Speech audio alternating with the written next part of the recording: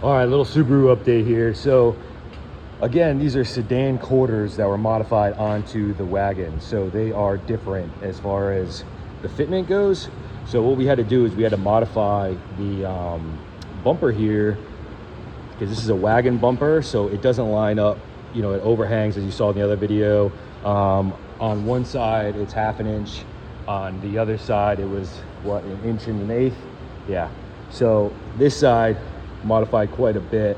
And what I did is actually just cut out the extra and then remove this face here and then hot stapled and panel bonded it. So it's as good as, you know, it could possibly be. I also, this bracket here, modified this so it could have some bigger rivets, because the rivets from the factory are fucking tiny, man, and they basically slide in through those the holes, because the holes get a little bit warped, you know, from you know, just wear and tear. You can see that it's kind of like bowed out a little bit.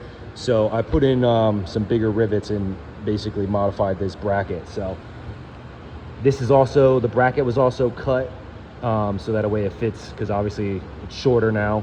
So pretty good, man. I mean, this thing is on there as good as factory, better than factory, honestly, because now all the rivets are holding. And yeah, so what I'm going to do now is, now that I've got the bumper modified and basically finished, besides obviously the finished work to get it ready for paint, I'm going to put it back on the quarters, or back on the rear end, and then work the quarters and finish those up, because the quarters are basically the last thing now that the bumpers are pretty good.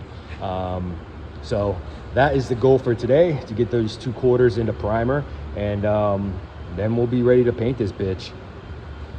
Peace.